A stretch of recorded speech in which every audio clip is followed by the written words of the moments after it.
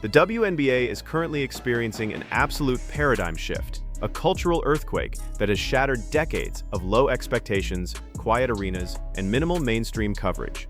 Millions of new fans are tuning in. Arenas across the country are selling out night after night, and ticket prices are reaching historical highs. At the absolute center of this explosive growth is Caitlin Clark, whose arrival has brought unprecedented media attention, lucrative corporate sponsorships, and massive financial revenue to a league that struggled for 25 years to command a national audience. But while the league leadership and basketball enthusiasts around the globe are celebrating this golden era of women's basketball, a bizarre and deeply divisive controversy has just erupted, threatening to steal the spotlight from the game itself. BRITTNey Griner, one of the most prominent veteran figures in the WNBA, recently found herself at the receiving end of one of the most brutal, scorching reality checks in sports broadcasting history. The collision occurred when ESPN heavyweight Stephen A. Smith unleashed a relentless, unfiltered takedown of Griner, following her astonishing public complaints about increased crowd noise and her baffling accusations of light racism against passionate basketball fans. What followed was an absolute media explosion, a public meltdown of epic proportions that has left sports commentators, analysts, and basketball fans nationwide completely stunned. Respectfully, BRITTNey Griner was in a Russian prison. You would think that somebody who is now free, back in America on home soil, would not have too much to complain about. To fully grasp the magnitude of this confrontation, we have to examine the exact sequence of events that set this media firestorm in motion. During a recent interview, BRITTNey Griner was asked about the dramatic influx of new fans, the buzzing atmosphere in visiting arenas, and the overwhelming crowd engagement that has accompanied Caitlin Clark everywhere she plays. Instead of embracing the electric energy, celebrating the record-breaking attendance, or thanking the fans for investing their hard-earned money into WNBA tickets, Griner offered a response that left the basketball community collectively rubbing their eyes in disbelief. Griner openly complained about the noise level in arenas, describing the roaring crowds as a disruptive distraction. In a line that immediately went viral for all the wrong reasons, she reminisced about the old days of the WNBA, stating that games used to be a chill, quiet place where you could bring your laptop, relax, and get work done in the stands. She went on to describe the massive crowds as uncomfortable, claiming that thousands of people sitting together and yelling during games created an overwhelming environment. But the comment that truly set the sports world on fire was her reaction to seeing a father and daughter sitting in the crowd, passionately cheering during a game. Griner publicly speculated that their loud enthusiasm was either directed at her performance or rooted in what she termed light racism. Yeah, she says right there, watch this. Every time we play her, there's this commotion, like this loud rumbling from the stands. Turns out it's people, thousands of them, just sitting there watching on purpose. It's very disruptive. She says WNBA games used to be a chill, quiet place. You could bring your laptop and relax, maybe even get a little work done. But now it's like there's large gatherings of people watching us from the stands. Some of them are yelling crazy shit about what they're seeing, putting unfair pressure on us to score, like we're there for their entertainment. You are. The whole thing is toxic. I saw a guy with his daughter in the crowd, both of them yelling, couldn't hear what they were saying exactly, but it was either my performance or some light racism. But here, think about that statement for a moment.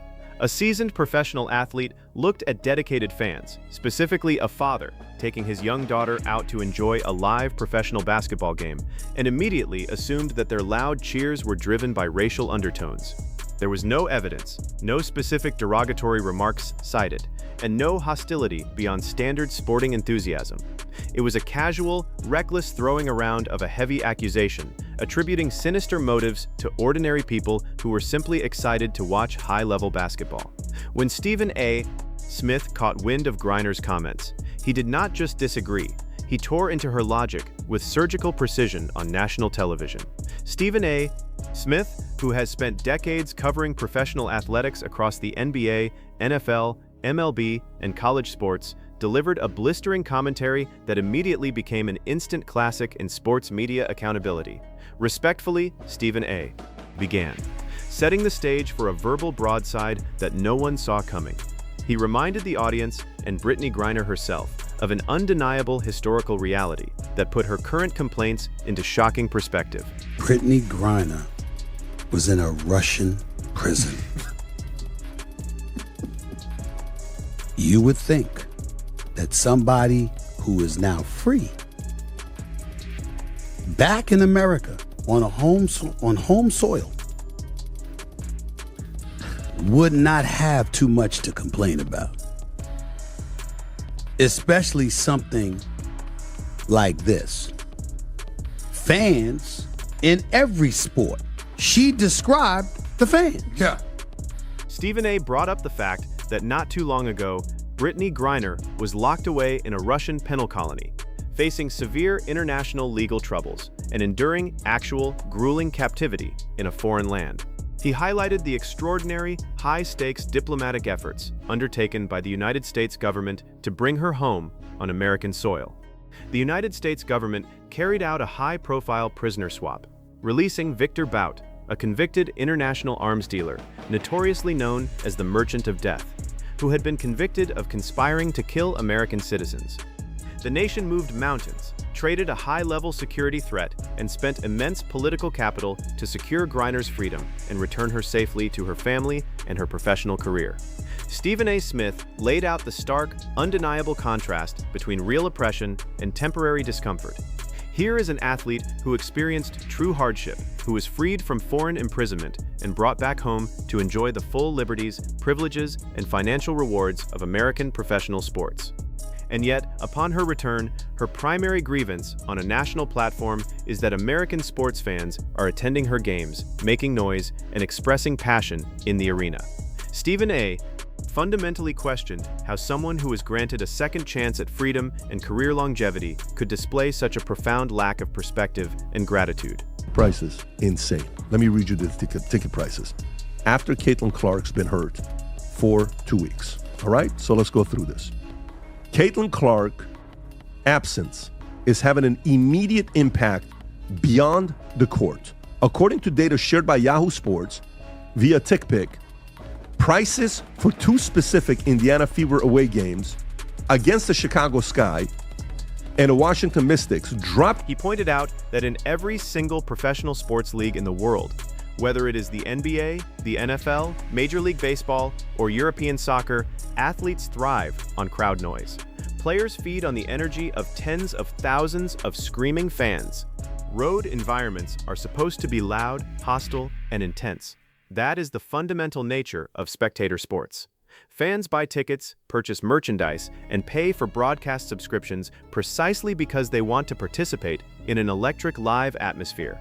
To frame that excitement as an inconvenience or to dismiss fan passion as toxic is to fundamentally misunderstand the core relationship between professional entertainers and the audience that pays their salaries. The fallout from Stephen A. Smith's commentary was immediate and explosive. Instead of taking a step back, reflecting on the validity of Stephen A.'s points, or issuing a nuanced clarification, BRITTNey Griner lost her cool entirely. She embarked on a public meltdown across social media platforms, doubling down on her grievances, attacking Stephen A.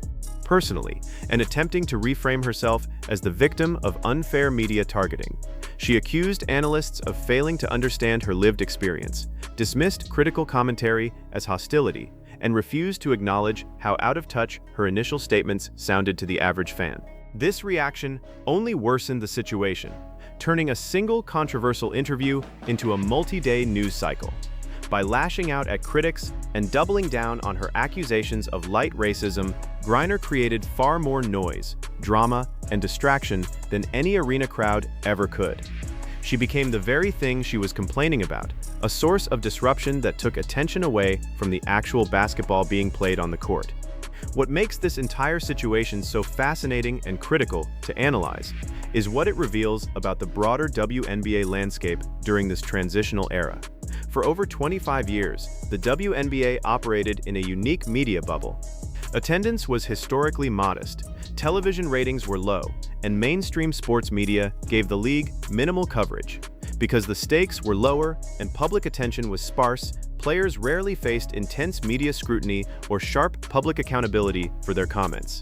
It was a comfortable, low-pressure environment where players were largely accustomed to praise or quiet indifference. Then came Caitlin Clark. The former Iowa standout brought an unprecedented wave of popularity, drawing record-breaking television audiences, selling out arenas nationwide, and driving retail sales to unprecedented heights. Clark's impact raised the tide for the entire league. Charter flights were implemented, league revenues skyrocketed, and player visibility reached all-time highs. However, with that massive influx of revenue and mainstream attention came something the league had never experienced at this scale: real mainstream scrutiny. In professional sports, increased popularity is a double-edged sword. When millions of people watch your games, they also listen to your interviews, analyze your statements, and hold you accountable for how you represent the sport. Athletes in the NBA and NFL have understood this reality for generations.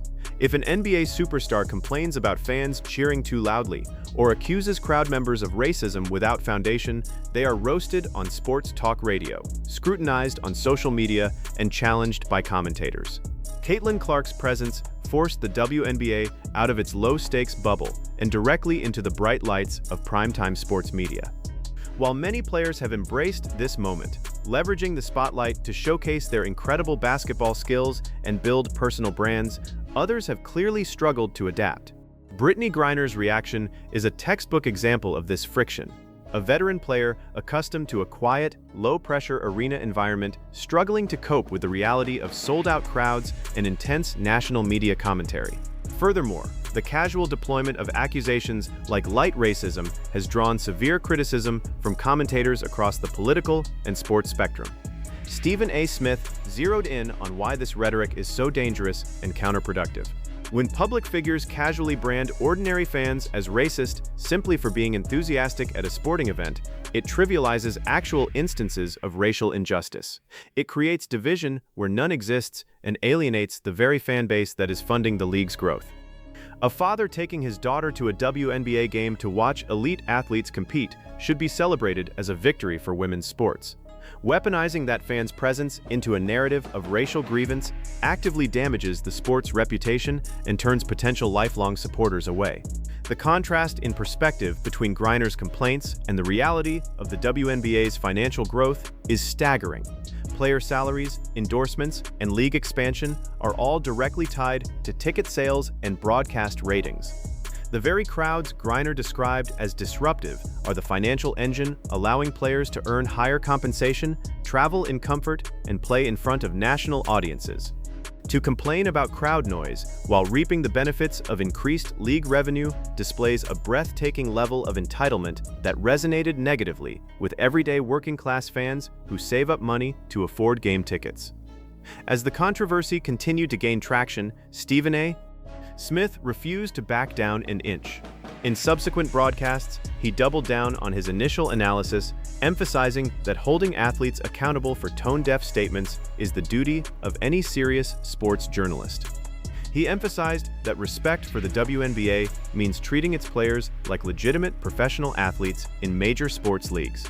If you want the perks, the publicity, and the massive paychecks of mainstream sports, you must also accept the high-level accountability that comes with it. You cannot demand the respect accorded to the NBA or NFL while simultaneously demanding the quiet immunity of an amateur recreational league. The quiet response from around the rest of the WNBA community was equally telling. While a few close allies offered mild support, the majority of players and coaches chose to stay silent, recognizing that Griner's comments were indefensible and damaging to the league's public image. The silence spoke volumes. Most people involved in women's basketball understand that fan enthusiasm is the lifeblood of the sport's future, not a problem to be corrected. Looking at the lasting impact of this media clash, it serves as a powerful cautionary tale about perspective, athlete accountability, and the responsibilities of leadership in professional sports. BRITTNey Griner was given an extraordinary second chance at life and career following her ordeal abroad. the American public rallied behind her return, and the country welcomed her back to the hardwood. To turn around and criticize the very public that welcomed her, framing their passion as toxic or racially motivated, was a monumental misstep that alienated fans across the nation. On the other hand, Stephen A. Smith's uncompromising commentary delivered a necessary reality check that echoed far beyond this single interview. It sent a clear message that as the WNBA grows into a major sports powerhouse, its stars will be evaluated by the same rigorous standards as athletes in any other elite league.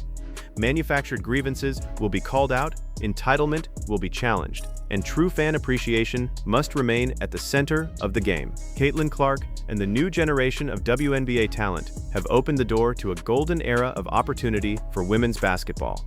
The arenas are packed, the energy is electric, and the fans are loud.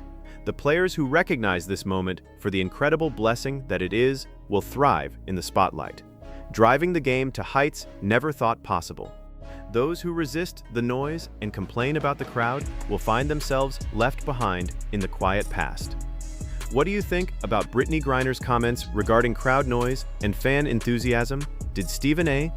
Smith hit the nail on the head with his prison swap comparison and reality check?